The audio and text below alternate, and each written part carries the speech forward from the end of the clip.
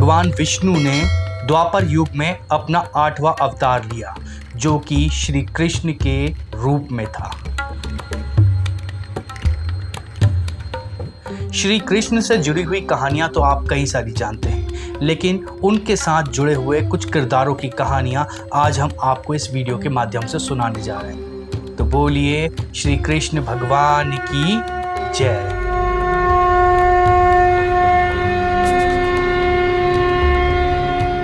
सबसे पहले तो मैं आप लोग का ये कंफ्यूजन दूर कर दूं कि भगवान जन्म लेते हैं। भगवान जन्म नहीं लेते, बल्कि अवतार लेते हैं। इसका मतलब ये है कि भगवान जो साधारण प्रसूति प्रसव होता है उससे जन्म नहीं लेते, ये एकदम अपनी माता के पास में प्रकट हो जाते हैं। आखिर श्री कृष्ण का जन्म मध्य रात्रि में ही क्यों हुआ?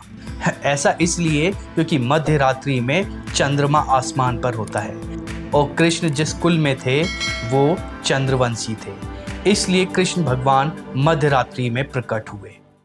जब कंस के कारावास में देवकी के पास में कृष्ण भगवान प्रकट हुए तो वहीं यशोदा के पास में एक कन्या का जन्म हुआ और ये कन्या थी देव माया। जब वासुदेव कृष्ण भगवान के बाल रूप को ले जाकर यमुना पार करते हुए उन्होंने यशोदा के पास छोड़ा तो वहां से वो उस कन्या को अपने साथ में ले आए। उस कन्या के जीवन का सिर्फ यही उद्देश्य था कि वो देवकी के पास में आए ताकि कंस को लगे कि 8वां बालक जन्म ले चुका है और वो कोई लड़का नहीं लड़की है। और यही कंस की एक बहुत बड़ी भूल थी और इसीलिए कहा जाता है कि देव माया कृष्ण भगवान की बहन है। जब वासुदेव कृष्ण को यशोदा के पास छोड़ने जा रहे थे तो उनको बीच में यमुना नदी को पार करना पड़ा और उस समय इतनी भारी बारिश हो रही थी कि यमुना अपने उफान पे थी। वासुदेव ने कृष्ण भगवान को टोकरी पर रखा और यमुना में चलते हुए चले गए। यमुना अपने उफान पे थी और वो वासुदेव को पूरा का पूरा डुबा देना चाहती थी, लेकिन असल में यमुना नदी का सिर्फ एक ही इरादा था कि वो कृष्ण भगवान के चरण को छूना चाहती थी। इसी यमुना नदी का एक दूसरा नाम भी है कालिंदी। और जब आप कृष्ण भगवान की 8 पटरानियों के नाम देखेंगे तो आपको कालिंदी का नाम मिलेगा। इसका मतलब यही हुआ कि यह यमुना नदी कृष्ण भगवान की पटरानी भी है। धन्य है यशोदा माता, जिन्होंने कृष्ण को जन्म तो नहीं दिया लेकिन माता होने का उन्हें सौभाग्य मिला। आखिरकार ये यशोदा माता ने ऐसा कौन सा पुण्य का काम करा था जिन्होंने कृष्ण को जन्म नहीं दिया, उसके बाद भी उन्हें उनकी माँ होने का सौभाग्य प्राप्त हुआ। ये यशोदा माता हैं रामायण काल की कौशल्या, राम जी की माँ कौशल्या। कौशल्या माता ने राम जी से कहा था कि आपको तो वनवास हो गया, लेकिन मैं आपको वो प्रेम नहीं कर पाई, आपको अपने बच्चे के रूप में नहीं पाल पाई। इसलिए राम जी ने उनसे कहा था कि माँ आप चिंता मत करें, अगले जन्म में आप मेरी माँ होंगी। इसलिए कौशल्या माता ने अगले जन्म में यशोदा माता का जन्म लिया और उन्हें कृष्ण का भरपूर प्रेम मिला।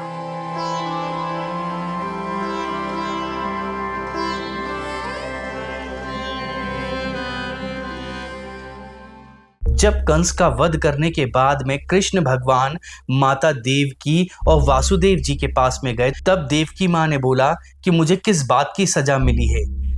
तुम तो भगवान थे, चाहते तो हमें कब का छुड़ा सकते थे, हमारे साथ रह सकते थे, तो फिर ये 14 वर्ष तक हमसे दूर क्यों रहे? हमें क्यों संतान होने के बाद भी बिना संतान की तरह रहना पड़ा? तब कृष्ण भगवान ने बोला कि माता आपको याद नहीं, लेकिन पिछले जन्म में आप केकई थी। आपने मुझे 14 वर्ष का वनवास दिया और मैं अपनी माता से 14 वर्ष तक अलग रहा और ये कर्मफल सिद्धांत है। इसी वजह से आप मेरी माँ देवकी तो बनी, लेकिन 14 वर्ष तक आप मुझसे अलग रही।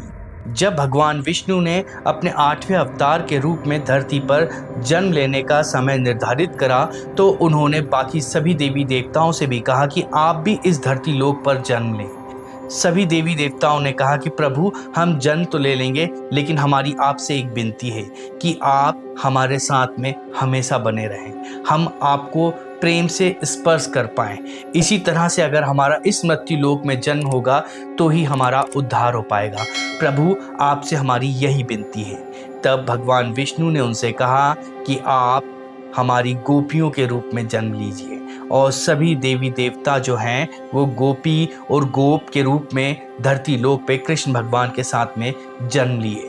और सिर्फ इतना ही नहीं, वेदों की ऋचाओं ने भी गोपियों के रूप में कृष्ण भगवान के साथ में धरती लोक पर जन्म लिया है। अब मैं आपको एक ऐसे किरदार के बारे में बताना चाहूँगा जिसे खलनायक के रूप में देखा जाता है। भगवान कृष्ण जब छोटे थे तो कंस ने कई सारे राक्षसों को कृष्ण भगवान को मारने के लिए भेजा, और उनमें से एक थी पूतना। लेकिन ये पूतना पिछले जन्म में कौन थी? ये थी रत्नमाला, राजा बलि की बेटी।